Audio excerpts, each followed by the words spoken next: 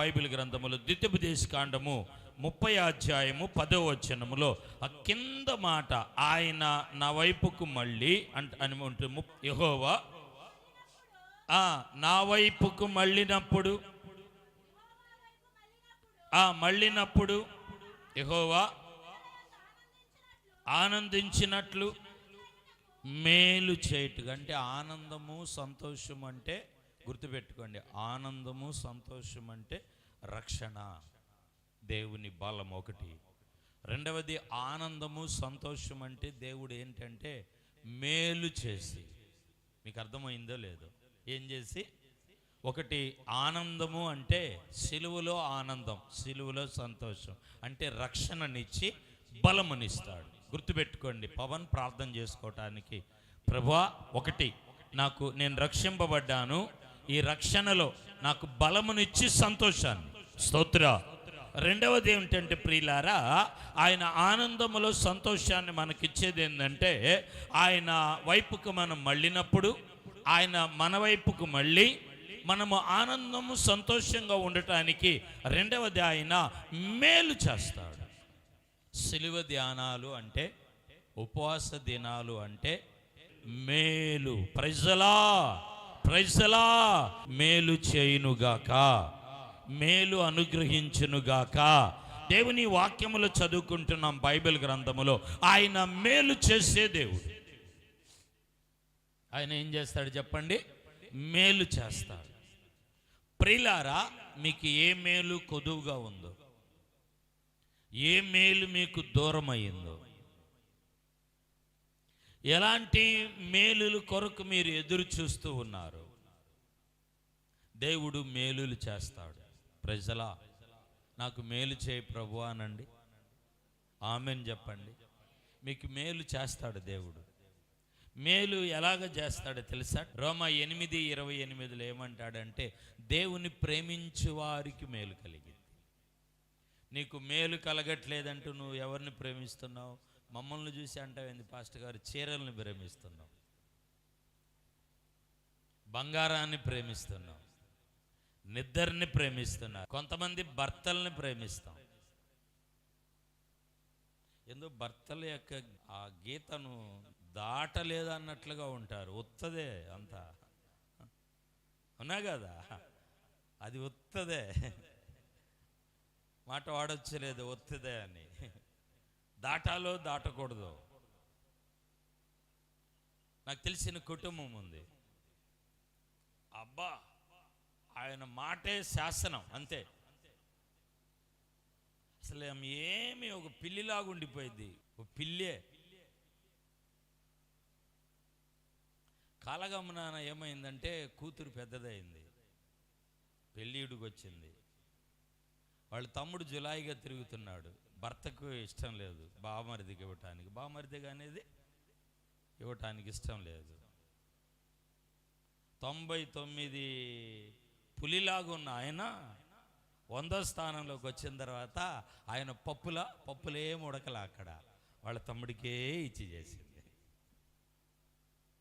దస్యంభాగం ఇస్తే మా ఆయన ఒప్పుకోడండి. ప్రార్థనలకు వెళ్తే అనుమానం పడతాడండి, పంపిడు ఆయన ప్రార్థనకి. 24 గంటలు షాపింగ్లే, 24 గంటలు మన పనులే బయట. ఏదన్నా అనుకుంటున్నారేమో బాబురావు గారు, అందరూ స్తోత్రం చెల్లిద్దాం, గట్టిగా గట్టిగా దేవుని నామాన్ని మహింపరుద్దాం. మరొకసారి స్తోత్రాలు చెల్లిద్దామండి. మనం దేవుణ్ణి ప్రేమించే వారికి మేలులు కలుగుతాయి. నీకు మేలులు కలగట్లేదంటే నువ్వు లోకాన్ని ప్రేమిస్తున్నావు. మరొక మాట ఏమన్నాడంటే కీర్తన 34:10, ఆయన ఆశ్రయించిన వారికి మేలు కలిగిద్దంట. ఎవరిని ఆశ్రయించాలి మనం? అందరు చెప్పాలి, ఎవరిని ఆశ్రయించాలి? ఆయన్ని మనం ఆశ్రయించిన వారికి. పరీక్ష రాసేవాళ్ళు ఎవరిని ఆశ్రయించాలి? దేవుణ్ణి ఆశ్రయించాలి. సేవకుడు ప్రార్థిస్తారు, అమ్మా నాన్నలు ప్రార్థన చేస్తారు. మనం ఎవరిని ఆశ్రయించాలి? ఏమండి, పెద్దోళ్ళు చెప్తారు, నువ్వు ప్రార్థన కలపకరా, చదువుకోరా అని. చదువుకోవాలి, వాళ్ళ మాట తీసుకోకూడదు, ప్రార్థనకి రావాలి. మీరు వెళ్తూ ఉండండి, కొంచెం నేను సర్దొస్తా సామాన్లు మందిరంలో అనాలి, వీళ్ళే అనాలి, వాళ్ళ మీద తప్పు పెట్టట్లా. వాళ్ళు వచ్చేసే అంటారు, వెళ్ళొద్దు అంటారు వాళ్ళు. అన్ని స్థలాలకు పంపిస్తారు. యూత్ మీటింగ్కి, మందిరంలో పరిచర్య అంటే ఎన్నిసార్లు ఫోన్లు వస్తాయి, మా అబ్బాయి ఉన్నాడా, మా అమ్మాయి ఏం చేస్తుందో. ఏమండి, మందిరంలో అమ్మాయి ఏం చేసిద్ది, సేవకుని ఇంట్లో అబ్బాయి ఏం చేస్తాడు? సేవకుని ఇంట్లో ఏమైనా క్లబ్ ఉందా, సినిమా హాల్ ఉందా? ఏమండి, రౌడీలు మీసాలు తిప్పేసి ఇక్కడ మచ్చ పెట్టుకుంటారా? అలాంటి వాళ్ళు ఏమైనా ఉంటారా ఇక్కడ? చెప్పులు కూడా బయటే ఇచ్చేస్తారు. మీరు వెళ్తూ ఉండండి, కొంచెం నేను చేపలు తీసేస్తాను, మందిరం కడిగి వస్తాను, పాస్టర్ గారు బట్టలు మడతేసి వస్తాను. ఇంకెవరైనా పాస్టర్ గారితో పాటు వచ్చారేమో, ఏదైనా అవసరమేమో చూద్దాం, ఏదైనా ఫోన్ కాల్ చేస్తారేమో అని చూస్తాను. నేను చేయకుండా ఫోన్లు, ఏమైనా పని ఉందా పాస్టర్ గారు, రావాలా పాస్టర్ గారు, మా పిల్లల్ని ఏమైనా పంపించాలా పాస్టర్ గారు. ఇది దేవుణ్ణి ఆశ్రయించడం. మీకు అర్థమవుతుందో లేదో? మేలు చేసి, మేలు ఎవరికి? దేవుణ్ణి ప్రేమించే వారికి, దేవుణ్ణి ఆశ్రయించే వారికి. స్తోత్ర స్తోత్ర, గట్టిగా స్తోత్రాలు చెల్లిద్దామండి. కీర్తన 31:18 అనుకుంటాను కదా, తన యందు భయభక్తులు కలిగిన వారికి మేలులు కలుగును. భయం కలిగిన వారికి, దేవుణ్ణి ప్రేమించే వారికి రోమా 8:28, దేవుణ్ణి ఆశ్రయించిన వారికి కీర్తన 34:10. ఏమండి, భక్తి కలిగి ఉన్నప్పుడు కీర్తన 31:19. ఏమండి, ఏమన్నాడు బైబిల్లో? ఏమన్నాడు? ఏమండి, ఆయన యందు మనం భక్తి, భయాన్ని కలిగి ఉన్నప్పుడు మేలు. భక్తి, భయం ఉండదు, మేలులు కావాలి.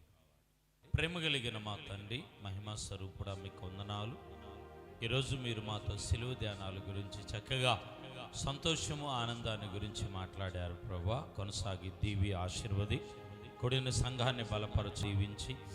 ఎగ్జామ్ ప్రభువా, కేసరాజుగుంట్లో రాయిపోతున్న బిడ్డలు, అరవ కాలనీలు రాయిపోతున్న బిడ్డలు, కరుణా కాలనీలో రాయిపోతున్న బిడ్డలు, ఈ రాష్ట్రంలో ఏ ఏ జిల్లాలో ఎక్కడెక్కడ రాయిపోతున్నారు వారందరినీ జ్ఞాపకం చేసుకునండి.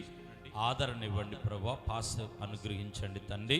మంచి జ్ఞానము, తెలివి, బలాన్ని ఇవ్వండి ప్రభువా. అయ్యా, ఈరోజు బలహీనంగా ఉన్న బిడ్డలు మీరు బలపరిచి సంతోషాన్ని ఇస్తానన్నావయ్యా, మేలు చేసి సంతోషాన్ని ఇస్తానన్నావు తండ్రి. మీకు వందనాలు. పోగొట్టుకున్న దాన్ని తిరిగి ఇచ్చి మీరు సంతోషాన్ని ఇస్తానన్నారు ప్రభువా. మీ సంతోషాన్ని, ఆనందాన్ని బిడ్డలకు దయచే. సెలవు ధ్యానాల్లో నీ కృప తోడుగా ఉంచు. ఈ పరిసర ప్రాంతాన్ని దీవి, పరిసర ప్రాంతాన్ని ఆశీర్వది ప్రభువా. మైకి యంత్ర శబ్దం ద్వారా ఎంతమంది బిడ్డలు ఆలకించి ఏకీభవించారు, ఏ కుటుంబంలో ఏ సమస్య ఉన్నదో, ఏ కోర్టు కేసు ఉన్నదో, ఏ బలహీనత ఉన్నదో, ఏ అనారోగ్యం ఉన్నదో, ఏ వ్యాపారంలో నష్టపోయారో ప్రభువా, మీరే స్వస్థపరచండి. ఆరోగ్యము, శక్తితో నింపండి తండ్రి. అయ్యా, ఇదిగో తండ్రి, యుద్ధాలు జరుగుతున్నాయి, అనేక మంది నశించిపోతున్నారయ్యా, చిన్న బిడ్డలు సైతము కన్నీరు కారుస్తున్నారయ్యా. కృపతో జ్ఞాపకం చేసుకో. యుద్ధాలు మాన్పేవాడు నీవయ్యా, సమాధానం ఇచ్చేవాడు నీవయ్యా. ఇరు దేశాల పక్షాన రాయబారిగా మీరుండి నడిపి ప్రభువా, మా కరుణా కాలనీ చుట్టూ కంచెవే. ఈరోజు విన్న వాక్యం మాటలు 30, 60, 100 ఫలింపు దయచేయమని యేసు నామమున ప్రార్థించి అడిగి పొంది ఉన్నాము తండ్రి, ఆమేన్. యేసు రక్తమే జయం, సిలువ రక్తమే జయం, ప్రవేశ సంపూర్ణమైన విజయం, అపవాది కలిగిన నాశనములై ముఖలు. ఆమేన్. పరమ తండ్రి అయిన దేవుని ప్రేమ, కుమారుని యొక్క నిత్య సత్య కృప, పరిశుద్ధాత్మ యొక్క అన్యోన్య సహవాసం కూడిన సంఘానికి, కుటుంబానికి తోడై ఆశీర్వదించి బలపరచి నడిపించునుగాక. ఆమేన్. అందరికీ వందనాలు.